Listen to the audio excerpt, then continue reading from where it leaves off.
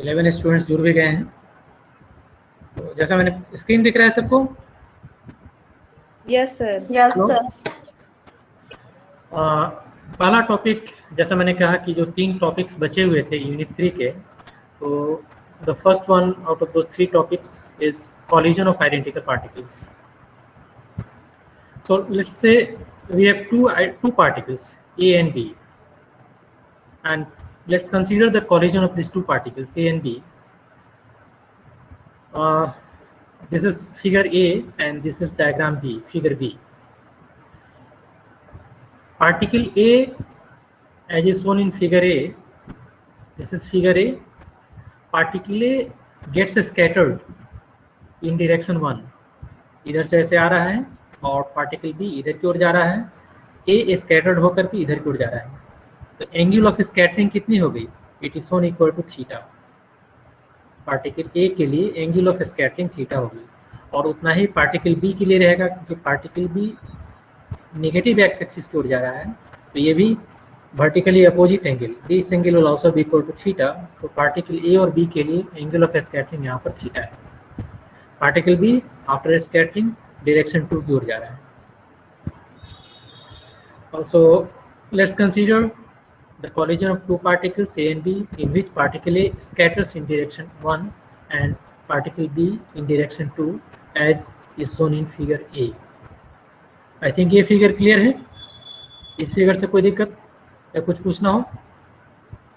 दो पार्टिकल्स हमारे पास, particle A particle B, दोनों एक दूसरे को मूव कर रहे हैं, स्कैटर्ड हो रहे हैं। आफ्टर स्कैटरिंग पार्टिकल 1 की ओर जा रहा है डायरेक्शन 1 की ओर, पार्टिकल B डायरेक्शन 2 की ओर जा रहा है। एंगल ऑफ स्कैटरिंग जैसा फिगर में दिखाया हुआ है, it's equal to theta.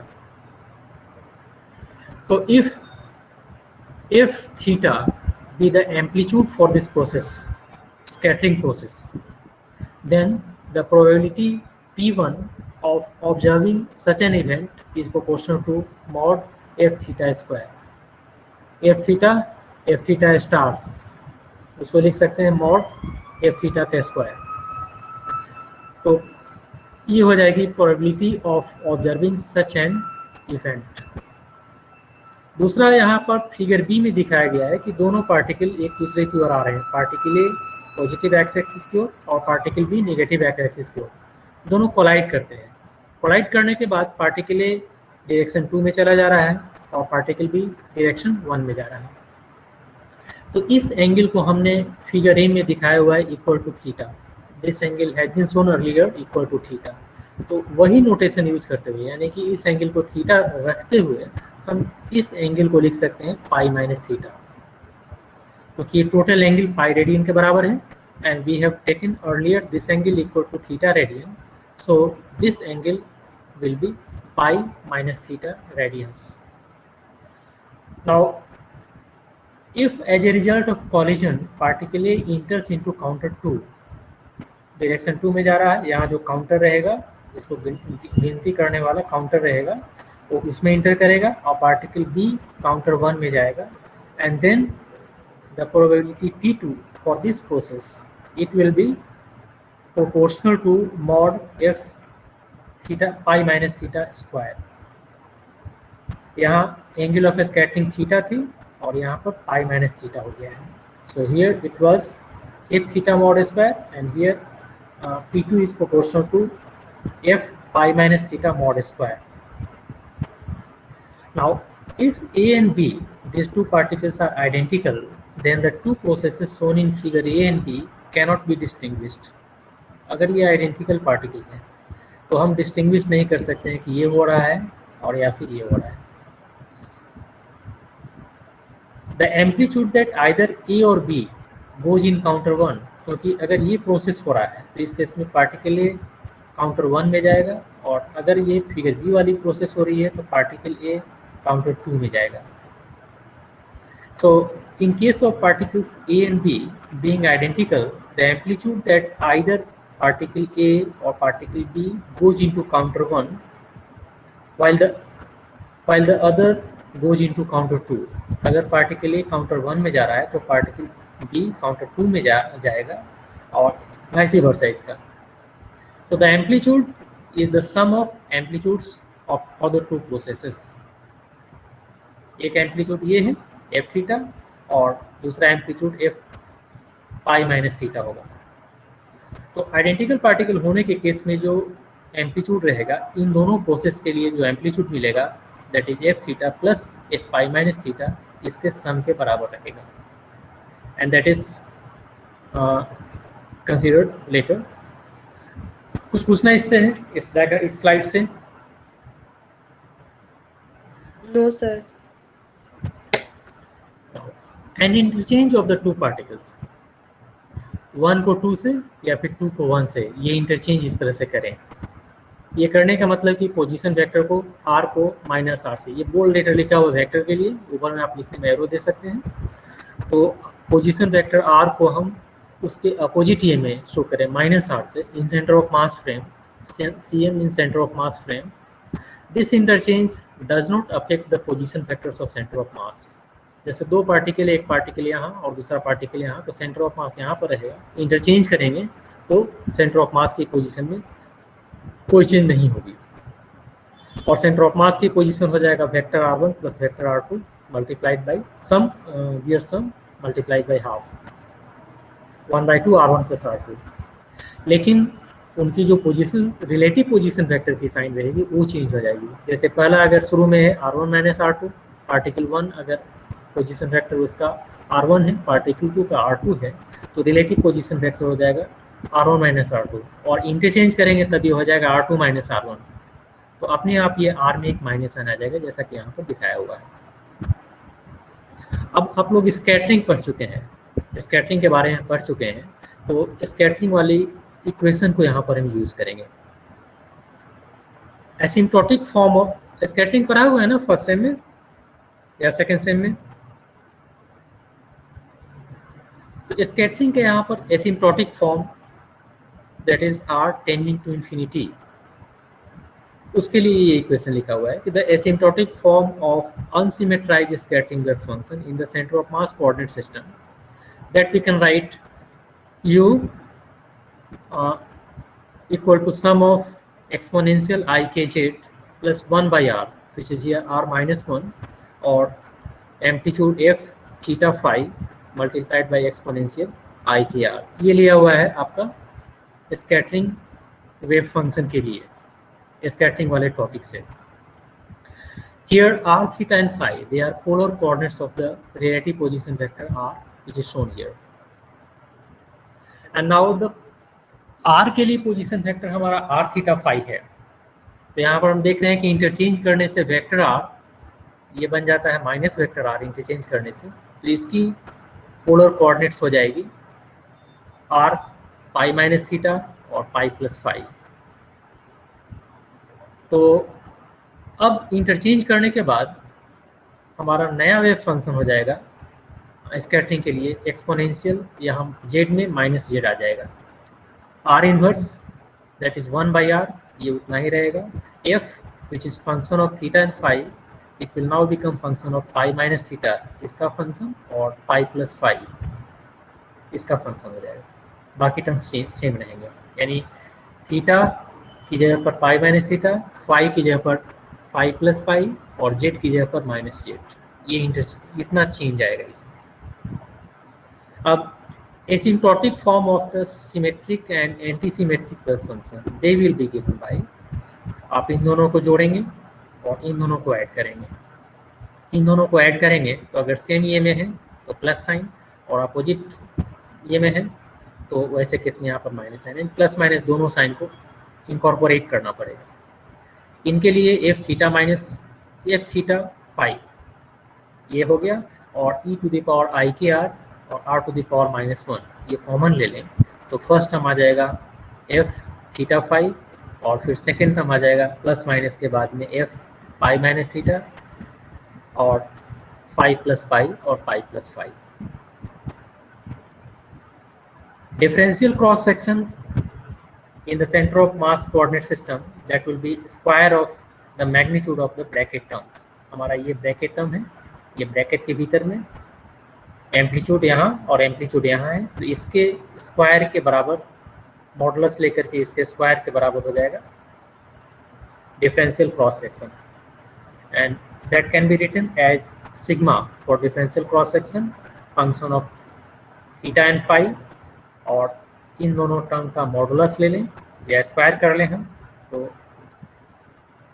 Mod एक इसका स्क्वायर हो जाएगा, ए प्लस बी स्क्वायर टाइप से करना है, एक इसका स्क्वायर एक बार इसका स्क्वायर, तो mod f theta phi square and mod f phi minus theta phi plus phi mod square, और प्लस माइनस इसके कारण 2 real part of this multiplied by complex conjugate of this.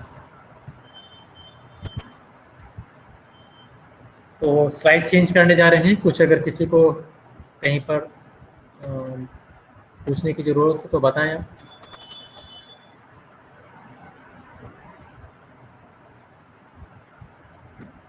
Change करें? Yes sir. Taking into account the effect off spin on the collision of two particles. अभी तक हम ले रहे थे केवल पोजीशन वेक्टर आर को ले रहे थे, special part of wave function को, ये वेव फंक्शन था यू, इसके स्पेशल पार्ट को ले रहे थे, स्पेस पार्ट को ले रहे थे। अगर हम स्पिन को भी इसमें इनकॉर्पोरेट एकोमोडेट करें या इनकॉर्पोरेट करें, तब के केस में जैसे बोजोन्स है या फर्मियोन्स है, वैसे केस में हमारा सिमेट्रिक वेव फंक्शन बोजोन के केस में पार्टिकल्स बोजोन्स और फर्मियोन्स, ये इंटीग्रल स्पिन होता है बोजोन्स का, और फर्मियोन्स का होता है half integral spin particles fermions होते हैं, और इंटीग्रल स्पिन पार्टिकल्स होते हैं bosons. And you know bosons obey Bose Einstein statistics and fermions obey Fermi Dirac statistics.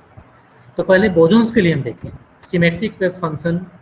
यहाँ पर ये सिमेट्रिक वेव फंक्शन फाई लिखा गया है, ये वेव फंक्शन है स्पेस वेव फंक्शन, जो कि आर पोजीशन फैक्टर पर केवल डिपेंड करेगा, और दूसरा स्पिन वेव फंक्शन ये इसको काई से डिनोट किए हैं। तो ये दोनों सिमेट्रिक, इनका प्रोडक्ट फाई एस एंड काई एस, ये भी हमारा सिमेट्रिक वेव फंक्शन बनेगा, और दोनों एंटी सिमेट्रिक है, space wave function and spin wave function, इनका प्रोडक्ट भी सिमेट्रिक वेव फंक्शन बनाएगा बोजोन्स के केस में। लेकिन फर्मियोन्स के केस में, क्योंकि इसमें फर्मियोन्स के केस में एंटी सिमेट्रिक वेव फंक्शन इसमें होता है, तो साई एंटी सिमेट्रिक, अगर स्पेस पाथ सिमेट्रिक है तो हमारा प्रोडक्ट जो पार्ट रहेगा इसका स्पिन वेव फंक्शन वो anti symmetric and vice versa, phi s chi a, और दूसरा पॉसिबिलिटी काई एस एंड फाई ए, ये प्रोडक्ट यहाँ पर एंटी सिमेट्रिक वेव फंक्शन बनाएगा इन केस ऑफ फर्मियोन्स। फर्मियोन्स के वेव फंक्शन एंटी सिमेट्रिक होते हैं, बोजोन्स के वेव फंक्शन सिमेट्रिक होते हैं। इफ स्पिन वेव फंक्शन, ये हमारा स्पिन वेव फंक्शन है, तो जिसको कि काई एस से लिखे हैं, और इसको केट नोटेशन में एस एम से डिनोट करेंगे, तो if this is symmetric then space wave function phi anti symmetric होगा। एज इज ऑब्वियस, मैंने कहा कि अगर ये सिमेट्रिक है फर्मियोन्स के केस में, तो दूसरा एंटी सिमेट्रिक होना चाहिए, सो दैट कि हमारा जो टोटल वेव फंक्शन रहे वो एंटी सिमेट्रिक रहे in case of fermions. So space wave function is anti symmetric, so that psi is anti symmetric, और तब हम लिख सकते हैं differential scattering cross section per unit solid angle, that is D sigma A upon D sigma D omega, वो हो जाएगा F theta minus F pi minus theta mod square. और if the spin wave function chi, यहाँ पर था ये था symmetric, और ये अगर एंटी सिमेट्रिक है, काई ए है, ये रेस वाज फॉर सिमेट्रिक, और काई ए अगर ये एंटी सिमेट्रिक है, वैसे केस में space wave function symmetric this case, और spin wave function anti symmetric. तो इस केस में हमारा यहाँ पर माइनस की जगह पर सिमिलर एक्सप्रेशन है, that is differential scattering cross section per unit solid angle, it will be mod f theta plus f pi minus theta mod square. Now, since symmetric space wave function chi s, symmetric spin wave function, जिसको कि हम cat S N से लिखे हैं, तो इसकी possibility होगी अगर s 1 है तो m 0, ये पॉसिबिलिटी, क्योंकि s की वैल्यू अगर 1 है तो ऐसे केस में m की वैल्यू हो जाएगी -1 से लेकर के +1 1 तक। तो m की एक वैल्यू 0 और बाकी वैल्यूज -1 एंड +1। तो कितने स्टेट्स हो जा रहे हैं? एक स्टेट हो गया 1 0, केट एस एम की एक वैल्यू होगी 1 0 केट, दूसरा केट 1 +1, तीसरा केट 1 -1। तो 3 स्टेट्स हो जा रहे हैं। स्टेट एक इसमें और यहाँ पर 2 स्टेट है, एक स्टेट कॉरेस्पॉन्डिंग टू +1 साइन, दूसरा स्टेट कॉरेस्पॉन्डिंग टू -1 साइन।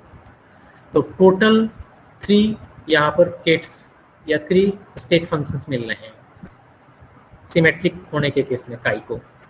और अगर हमारा काई spin wave function anti symmetric है तब के केस में एस 0 0 एक ही केट यहाँ पर मिलेगा, एक ही स्टेट मिलेगा।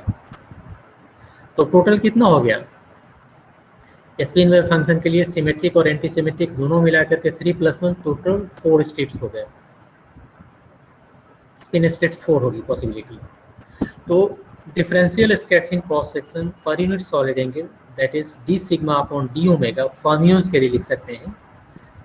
यहाँ पर ये सिमेट्री के लिए 3 था और एंटी सिमेट्री के लिए 1 था। तो स्कैटरिंग क्रॉस सेक्शन में ये उल्टा हो जाएगा, यहाँ पर आ जाएगा d सिग्मा ए, जैसे यहाँ पर दिखाया हुआ है 3/4, इसका 3/4 और इसका 1/4।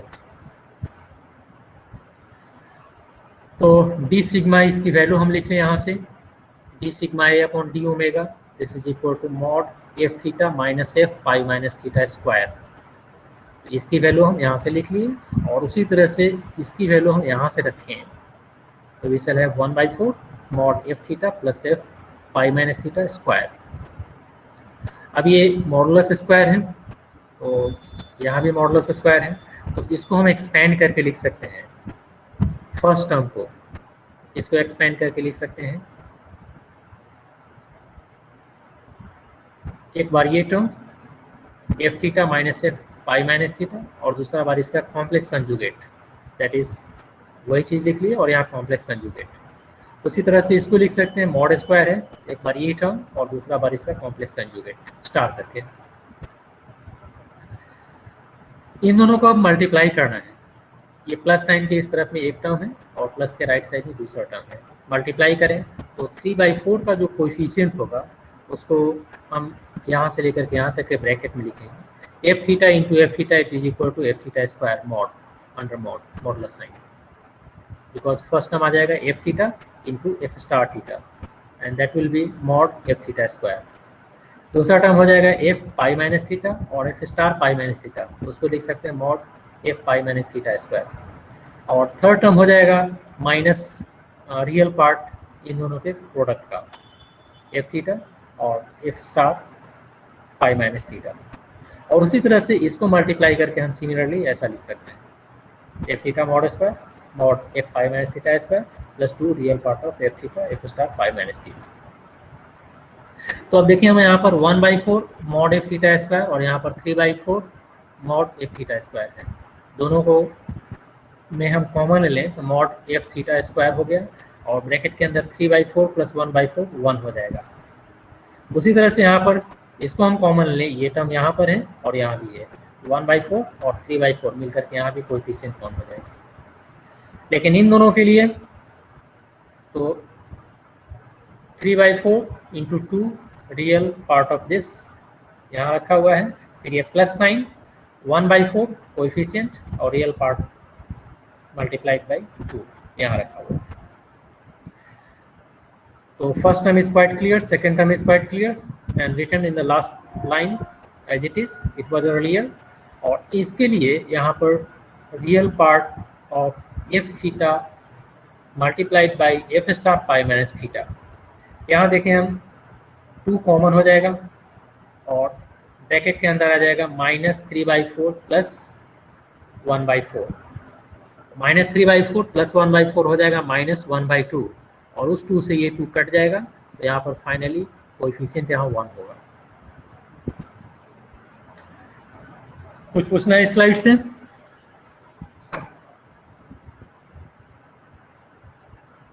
No, sir.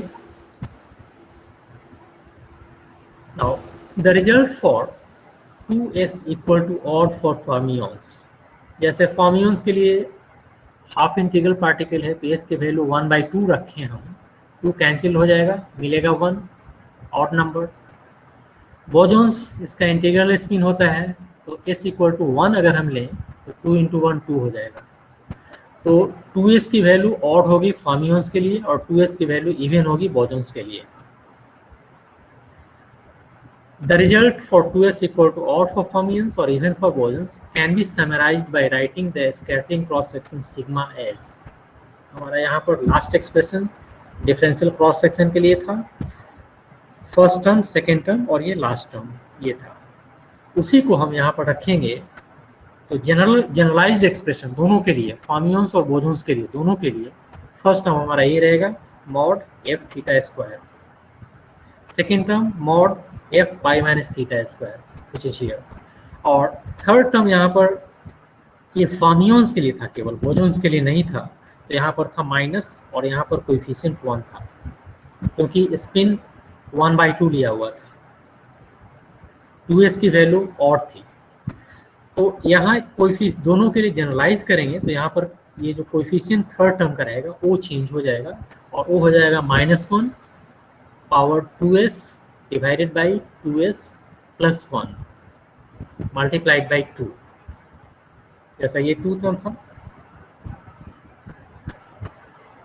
तो ये एक जनरल एक्सप्रेशन होगा जो कि बोसॉन्स के लिए और फर्मियंस के लिए, दोनों के लिए scattering cross section function of theta, sigma function of theta लिखा हुआ। नाउ इफ थीटा इज π/2, अगर थीटा की वैल्यू π/2 रेडियन होती है तो आपका डिफरेंशियल स्कैटरिंग क्रॉस सेक्शन यहाँ पर जो रखा हुआ है पर यूनिट सॉलिड एंगल फर्मियंस के लिए इक्वल टू दिस मच, यहाँ माइनस साइन है और रियल प्रोडक्ट टर्म का कोएफिशिएंट यहाँ 1 है, ये हो जाएगा थीटा की जगह पर π/2 कर लिए, पाई माइनस π/2 करेंगे, अगेन वी शैल हैव π/2 और यहाँ पर π/2 और यहाँ पर pi minus π/2 which will be equal to π/2। तो आपका ये रिजल्ट करेगा, वी विल गेट दिस।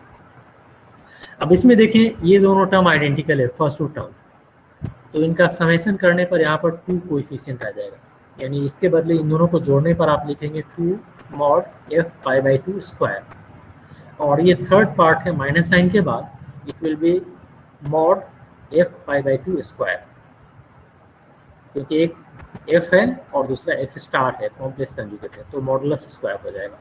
और अब इसको डिफरेंस, इनका डिफरेंस लेना आसान है, मॉडुलस एफ π/2 स्क्वायर का मॉड स्क्वायर को कॉमन लीजिए, ब्रैकेट में 2 - 1 हो जाएगा और 2 - 1 is equal to 1 which is here. So fermions के लिए theta equal to scattering angle π/2 है, तब के केस में डिफरेंशियल स्कैटरिंग क्रॉस सेक्शन की वैल्यू मॉड एफ π/2 स्क्वायर के बराबर होगी।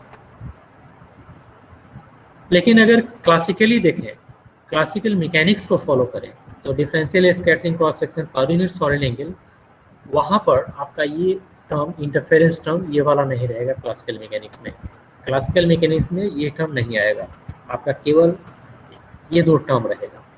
तो as per classical mechanics d sigma by d omega is equal to sum of these 2 terms because there is no interference terms, this one। इसमें अगर हम π/2 put करें तो क्लासिकल वैल्यू मिलेगी हियर π/2 और हियर पाई माइनस π/2, ये भी π/2 हो जाएगा। So we will get simply 2 mod F π/2 square. अब इन दोनों रिजल्ट को देखें, हमारा क्लासिकल मैकेनिक्स के अनुसार क्वांटम मैकेनिक्स से जो मिल रहा है तो क्लासिकल मैकेनिक्स उसका दुगना वैल्यू दे रहा है, for theta equal to π/2, and that we can write as at theta equal to π/2 d sigma by 2 omega classical is equal to 2 d sigma by d omega fermions।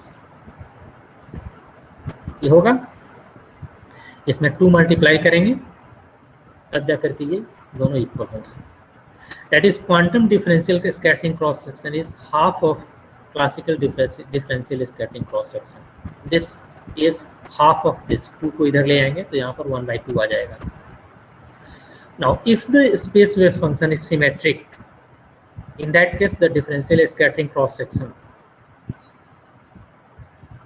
यहाँ पर plus sign के साथ आएगा, और wave function अगर anti symmetric है तब के केस में डिफरेंशियल स्कैटरिंग क्रॉस सेक्शन यहाँ पर माइनस साइन के साथ आएगा। And this ends our discussion of the topic collision of two identical particles.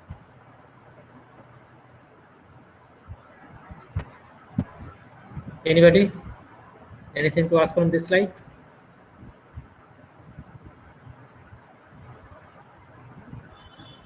Now, the next one, electron spin function. Pauli matrices के बारे में हम लोग पहले देख चुके हैं कि sigma x, sigma Y, sigma z 3 Pauli matrices होते हैं. और सिग्मा एक्स या उसको हम सिग्मा 1 से भी, सिग्मा 1, सिग्मा 2, सिग्मा 3 से भी डिनोट कर सकते हैं. सिग्मा 1 की वैल्यू मैट्रिक्स एलिमेंट इस तरह से रहते हैं 0 1 1 0, और सिग्मा 2 की वैल्यू में रहती है इस तरह से 0 -1 एंड i -1. सिग्मा 3 में रहता है यहाँ पर 1 0 0. ये आपको याद होगा, सिग्मा 1, सिग्मा 2, सिग्मा 3, और sigma x, sigma Y, sigma Z. और नहीं तो फिर उसको रिवाइज कर लीजिएगा. तो in Pauli's theory the eigen values of the first operator sigma X, उसकी आइगन वैल्यू को हम अल्फा से डिनोट करें. तो हमारा आइगन वैल्यू इक्वेशन हो जाएगा sigma x psi will be equal to alpha psi. Psi यहाँ पर आइगन स्टेट है, साई इज आइगन स्टेट, और अल्फा है यहाँ पर eigen value operator sigma x का. फिर alpha is the eigen value of sigma x in the state psi. अब हम वेव फंक्शन को अगर हम इसमें लिखते हैं, मैट्रिक्स के फॉर्म में लिखते हैं, तो हमें कॉलम मैट्रिक्स लिखना पड़ता है. और ऑपरेटर के लिए हमारा इस तरह से रहता है m क्रॉस n मैट्रिक्स होता है. तो सिग्मा एक्स ऑपरेटर मैट्रिक्स के फॉर्म में हम ऐसे लिख सकते हैं, और साई को हम लिख रहे हैं साई 1 साई 2 कॉलम मैट्रिक्स के रूप में. तो इक्वेशन 1 को हम ऐसे लिख सकते हैं, सिग्मा एक्स के बदले मैट्रिक्स 0 1 1 0, और साई के बदले column matrix Sai 1 Sai 2, alpha, फिर ये column matrix Sai 1 Sai 2. LHS में 2 मैट्रिक्स का प्रोडक्ट है, और ये प्रोडक्ट मल्टीप्लाई करें तो मिलेगा साई 2 साई 1, और RHS में हो जाएगा alpha psi 1 alpha psi 2 column matrix. तो इस इक्वलिटी साइन से ऑब्वियस है कि sigma 2 can be put equal to alpha psi 1 and sigma 1 can be put equal to alpha psi 2. और इस तरह से हमें सिग्मा स्क्वायर की वैल्यू 1 मिल रही है, तो अल्फा सिग्मा स्क्वायर की वैल्यू 1, अल्फा स्क्वायर यहाँ लिखना चाहिए, this should be alpha square. Alpha square की वैल्यू 1 मिल रही है, यहाँ भी अल्फा होना चाहिए, यहाँ भी अल्फा होना चाहिए. इसको थोड़ा करेक्शन कर लीजिएगा. Here you should have alpha, here you should have alpha, and here alpha. 3 जगह पर ये अल्फा कर लीजिएगा. अल्फा स्क्वायर 1 है, तो अल्फा की वैल्यू +-1 रहेगी. Now a convenient set of orthonormal one particle spin function is provided by the normalized eigenfunction of L square Lx matrices. यहाँ हो जाएगा sigma square sigma x matrices. In this case the eigenfunctions are 2s plus 1 row and 1 column matrix. वैसे case में 2s plus 1 रो रहेगा और column 1 ही रहेगा. Connected है आप लोग कि नहीं? यस सर हैं.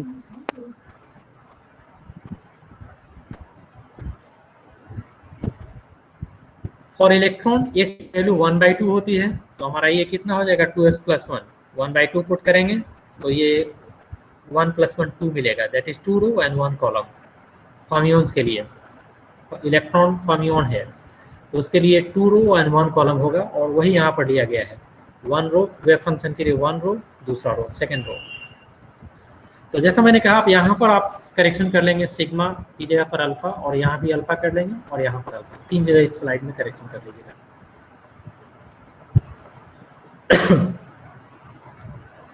तो अब नॉर्मलाइज वेव फंक्शन लिखेंगे, तो नॉर्मलाइजेशन कांस्टेंट हमें लेना पड़ेगा 1/√2 साई एक्स फंक्शन ऑफ 1/2, दूसरा psi x corresponding to s equal to -1/2. s की वैल्यू -1/2 के लिए यहाँ पर ये रहेगा 1 1, और यहाँ पर कॉलम मैट्रिक्स रहेगा 1 -1. So these are the 2 x components of the wave function for electron, which is a fermion having a spin quantum number equal to ±12 h cross, and correspondingly we have here 2 wave functions, normalized wave functions. Sigma y के लिए इसी तरह देखें हम electron का wave function, क्योंकि electron के लिए हमें देखना है, इसलिए इलेक्ट्रॉन के लिए कंसीडर कर रहे हैं। तो sigma y we know column matrix के रूप में ऐसे लिख सकते हैं। वेव फंक्शन को आप लिखिए साई 1 साई 2, आइगन वैल्यू यहाँ पर बीटा, बिल्कुल यही वाले लिखा हुआ है यहाँ, sigma y psi will be equal to beta psi, matrix form में लिखा हुआ है। इन दोनों मैट्रिक्स को मल्टीप्लाई कीजिए, आपको ये मिलेगा, और RHS में बीटा साई 1 बीटा साई 2 मिलेगा। साइन ऑफ इक्वलिटी है, so you shall have minus i psi 2 equal to beta psi 1 and plus i psi 1 equal to beta psi 2।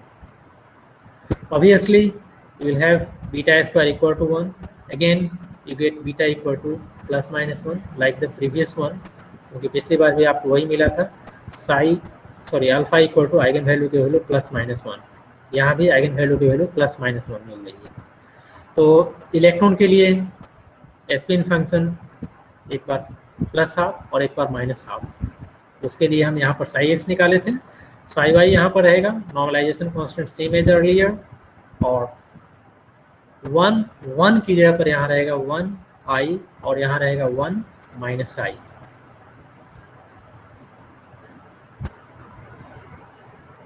क्योंकि यहाँ पर प्लस आई माइनस आई 2 है। इसी तरह से सिग्मा जेड के लिए हम इसी तरह से इक्वेशन को रख करके सोल्व करें तो हमें मिलेगा psi z 1/2 equal to 1/√2 normalization constant 1 0, और psi z -1/2 equal to normalization constant 1/√2 0 1। तो ये बहुत हद तक पिछले ये के सिमिलर है। आगे हाँ यहीं पर दिखाया हुआ है। तो electron spin function psi x, psi y और साई जेड, ये तीनों ये 2 स्लाइड्स में कवर हो रहे हैं। इसके बाद spin function of N particle system और electron spin function for many electron system. तो आपको इसी को जनरलाइज कर लेना है। मेनी इलेक्ट्रॉन सिस्टम है तो let's consider n identical particles 1 2 3 4 up to n. A spin wave function of a single particle is completely determined by the specification of 2s plus 1 number, whereas the space wave function involves the specification of a continuously infinite set of numbers, which is equivalent to a continuous function of the space coordinates. क्योंकि total wave function में आपका एक space part रहेगा, space wave function, दूसरा spin part रहेगा जिसको describe करेगा spin wave function, और दोनों का प्रोडक्ट रहेगा total wave function. Now, a convenient set of orthonormal one-particle spin function is given by normalized eigenfunctions of total angular momentum J square and its component Jz matrices. पिछली बार हमने यहाँ पर देखा था L square Lz, क्योंकि यहाँ पर था केवल एक पार्ट को, स्पिन पार्ट को लिया हुआ था। अगर आप स्पेस पार्ट को भी इंक्लूड करेंगे तो vector L plus vector S that will be equal to vector J total angular momentum. तो यहाँ पर आपका J स्क्वायर और उसका कंपोनेंट Jz मैट्रिसेस को लेना पड़ेगा। Then eigen functions are 2s plus 1 row and 1 column. Row का नंबर आपको इससे मिलेगा कितनी रोज रहेगी, लेकिन कॉलम क्योंकि वेव फंक्शन को डिस्क्राइब करना है तो कॉलम मैट्रिक्स रहेगा। That have zeros in all positions except 1, एक को छोड़कर के बाकी 0 रहेगा कॉलम मैट्रिक्स में elements, matrix elements. For example if S is equal to 3/2, आप यहाँ पर 3/2 पुट करेंगे तो 2s प्लस 1 की वैल्यू हो जाएगा 4। दैट मीन्स आपका वेव फंक्शन को जो मैट्रिक्स रिप्रेजेंट करेगा उसमें 4 रोज एंड 1 कॉलम रहेगा। 1 2 3 4 रोज एंड 1 कॉलम। तो S है आपका 3/2, तो -3/2 से लेकर के +3/2 तक आप लिख सकते हैं वेव फंक्शंस को। -3/2 के लिए यहाँ रखा हुआ है, +3/2 के लिए यहाँ पर रखा हुआ है, और बीच में +1/2 और -1/2 के लिए यहाँ पर रखा हुआ है। तो यहाँ पर देख रहे हैं कि +3/2 के लिए पहला मैट्रिक्स एलिमेंट, पहला ये रो का एलिमेंट 1 है, और माइनस के लिए यहाँ पर लास्ट वाला 1, प्लस हाफ के लिए दूसरा 1 है, माइनस हाफ के लिए तीसरा 1 है, क्योंकि 2 ही बच जा रही है। ये दोनों को हो गया, ये बाकी 2 1 and 1 इन दोनों के लिए पोजिशंस के लिए। And correspond to S Z eigen values. एक का हो जाएगा s बाई 3 h क्रॉस, दूसरे का प्लस 1 बाई 2 h क्रॉस, इसके corresponding minus 1 by 2 h cross और इसके corresponding minus 3 by 2 h cross. ये आइगन वैल्यू हो जाएगा एस जेड के लिए। Orthonormality is demonstrated by multiplying Hermitian adjoint of one spin function into itself or other function।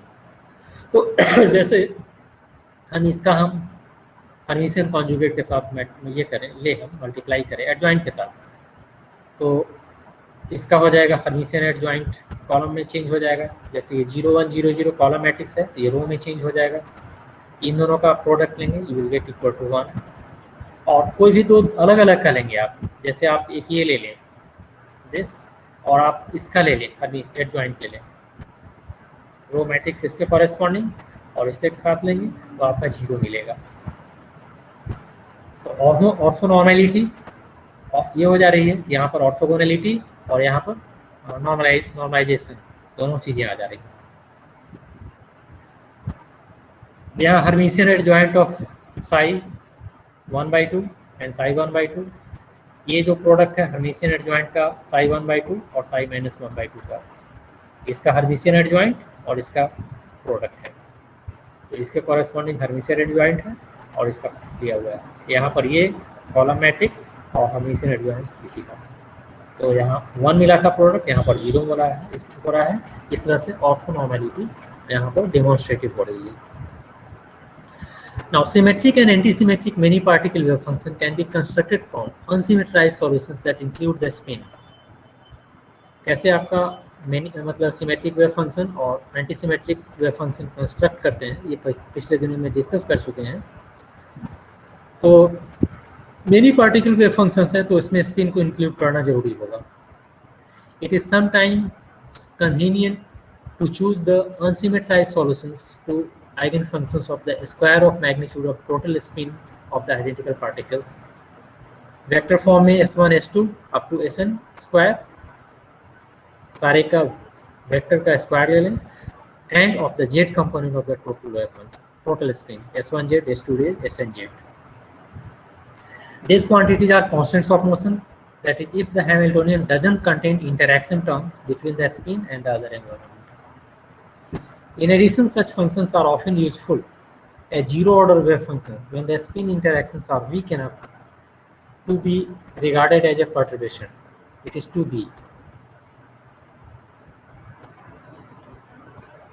regarded as a perturbation।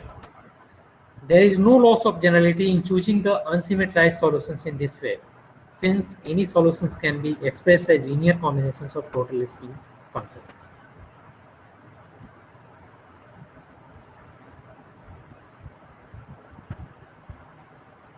तो कुछ पूछना है इससे, कनेक्टेड है? Yes sir. 3 स्लाइड और बच रहा है, ये लास्ट टॉपिक है इस यूनिट का, इफेक्ट आइडेंटिटी एंड स्पिन। और ये पूरा चीज लिया हुआ है एलाइसिफ की किताब से, आप उसको भी, बुक को भी आप रेफरेंस के तौर पर देख सकते हैं। The interaction term between identical particles doesn't depend on spin. Interaction between identical particles doesn't depend on spin. In order to take into account the identity and spin of the two electrons, we need form an antisymmetric wave function from the products of chi plus r1 r2 and appropriate spin functions। ये spin space part हो गया, और appropriate अगर ये symmetric है तो दूसरा antisymmetric होना चाहिए, और अगर एंड वाइस वर्सा इनके प्रोडक्ट रूप में लेना चाहिए, क्योंकि इलेक्ट्रॉन से एंटीसिमेट्रिक वेव फंक्शन होता है। और ये पहले दिखाया हुआ है, फिर से वहाँ पर जा रहे हैं। इलेक्ट्रॉन्स के लिए, फॉर्मियंस के लिए अगर स्पेस पार्ट सिमेट्रिक है तो स्पिन पार्ट एंटीसिमेट्रिक होना चाहिए, and vice versa, that is space part antisymmetric है तो इसका जो स्पिन पार्ट है वो सिमेट्रिक होना चाहिए, और इसके प्रोडक्ट के रूप में हम टोटल वेव फंक्शन को दिखाते हैं। The spin wave function can be taken to be the set of the following 4 symmetrized combination। अब ये जो appropriate spin functions है तो इनके ये possible 4 सेट्स हैं, प्लस प्लस दोनों एक ही डायरेक्शन में रहेगा पैरेलल, और दूसरा अपोजिट का combination plus minus minus plus, इन दोनों का कॉम्बिनेशन। जब कॉम्बिनेशन हो रहे हैं तो नॉर्मलाइजेशन कांस्टेंट अपने को 1/√2 लेना पड़ेगा दोनों का। फिर दूसरा अपोजिट ये रहेगा, माइनस से डाउन स्पिन ले तो माइनस माइनस रहेगा, नॉर्मलाइजेशन कांस्टेंट 1 हो जाएगा। एक अप स्पिन एक down spin, down spin up spin, यहाँ प्लस था यहाँ माइनस लेने पर फिर से नॉर्मलाइजेशन कांस्टेंट 1/√2 रहेगा। तो 1 set, 2 set, 3rd set, 4th set, ये 4 सेट कॉम्बिनेशन स्पिन फंक्शंस के रहेंगे। प्लस यहाँ लिखा हुआ है सिग्मा एक्स माइनस के लिए, माइनस लिखा हुआ है सिग्मा एस प्लस के लिए। इन the elastic scattering of an electron from a hydrogen atom, which may be considered as a core of infinite mass। क्योंकि देखिए आपका इलेक्ट्रॉन का हम इलास्टिक स्कैटरिंग देख रहे हैं किसके साथ में, हाइड्रोजन एटम के साथ। मास को कंपेयर करें तो हाइड्रोजन एटम के पास एक प्रोटॉन और एक इलेक्ट्रॉन है। प्रोटॉन इलेक्ट्रॉन के कंपैरिजन में 1830 टाइम्स हेवियर है, तो इसकी मास इलेक्ट्रॉन के मास से बहुत ज़्यादा हो गया।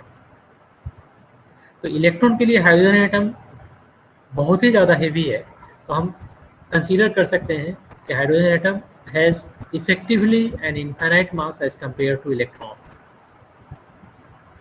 And in the elastic scattering of electron from H atom, the spin of incident electron doesn't have any definite relation to the spin of the atomic electrons।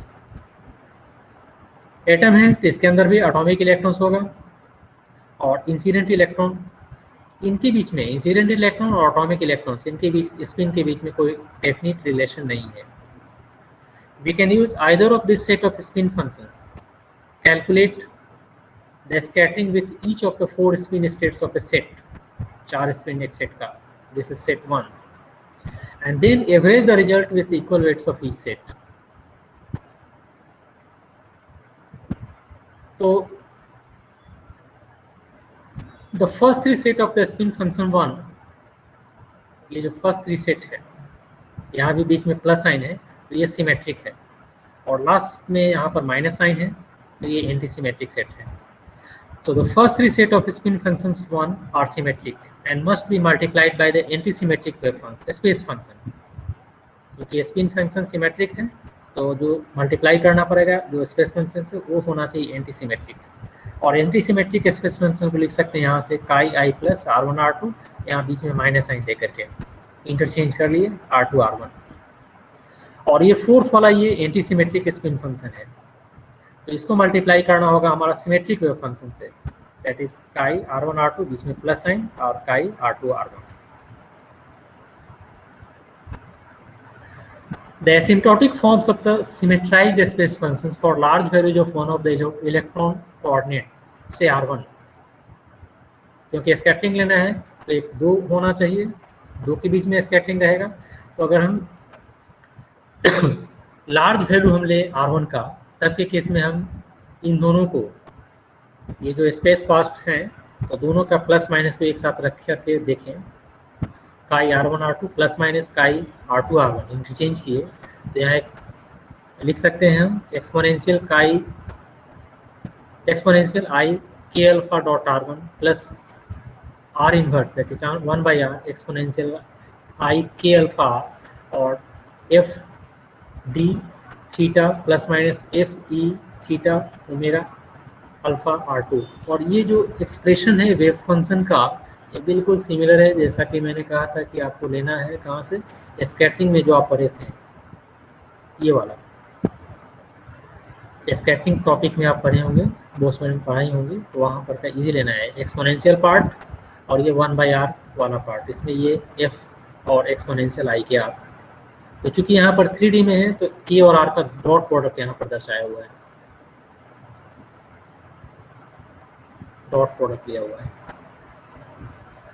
Here omega alpha is core bound initial wave function, और FD लिखा हुआ है, this is direct or non-exchange elastic scattering amplitude for which incident electron is scattered and atomic electron is left in its original state, और if E लिखा हुआ है this is exchange elastic scattering amplitude. Now dots represent atomic excitation and theta is angle between vector r1 and vector k alpha, propagation constant k alpha. K alpha is propagation constant. Now the differential cross section is computed with the upper sign, ये plus sign लेकर के, in 1/4 of the collisions and with lower signs in the 3/4 of the cases. ये फिर से पिछला वाला आपको ध्यान रखना पड़ेगा, 3/4 and 1/4. तो 1/4 के लिए हम ले प्लस साइन के साथ, 3/4 के साथ माइनस साइन वाला. और ये रिकॉल कीजिए क्योंकि हम इलेक्ट्रॉन की बात कर रहे हैं और इलेक्ट्रॉन की बात यहाँ पर थी, तो 3/4 1/4 वैसे ही यहाँ भी था, 3/4 and 1/4. 3/4 में माइनस साइन वहाँ भी था, 3/4 में देखिए माइनस साइन था ये एंटीसिमेट्रिक के कॉरेस्पॉन्डिंग, और 1/4 में यहाँ पर दोनों एफ के बीच में प्लस साइन था, वही यहाँ भी लिखा हुआ है, प्लस 1/4 प्लस साइन है 1/4 और माइनस साइन है यहाँ पर 3/4. Now this equation 3 may also be derived without explicit reference to spin wave functions by making use of the fact that particles having different spin components are distinguishable. If in half of the collisions the electrons have different sum of direct and exchange cross sections, mod f d theta square, इसका mod square और इसका mod square plus sign, and in the other half where the electrons are indistinguishable the antisymmetric wave function is used. ये minus वाला use करेंगे दूसरे half में, तो इसके कॉरेस्पॉन्डिंग हाफ हो गया और दूसरे वाले के कॉरेस्पॉन्डिंग यानी माइनस के कॉरेस्पॉन्डिंग हाफ हो गया. तो total scattering cross section half F T theta mod square plus F E theta mod square and plus half, यहाँ माइनस साइन के साथ लिख सकते हैं. And this is equation 4. और ये दोनों इक्वेशन बिल्कुल ऑब्वियसली यहाँ पर ये दोनों आपका सिमिलर रहेगा. In the classical limit where the identical particles are distinguishable the interference term distinguishable रहेंगे तो कोई इंटरफेरेंस नहीं होगा टर्म, दैट इज ये प्रोडक्ट 0 रहेगा. और स्कैटरिंग क्रॉस सेक्शन आपका टोटल लिख सकते हैं f theta phi mod square, अरे इंटरचेंज करने के बाद में थीटा हो जाएगा पाई माइनस थीटा और फाइव हो जाएगा pi plus phi square. And if f is independent of five then a scattering per unit solid angle will be symmetric about theta equal to 90 degree, which is pi by 2 in center of mass quantum system. And that was all in unit 3.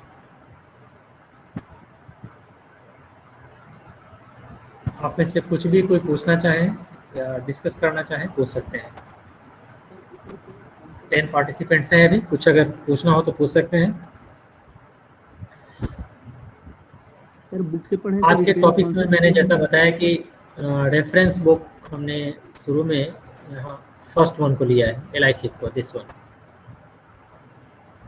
आप इसको use करेंगे.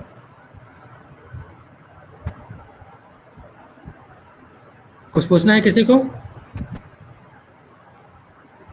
No sir.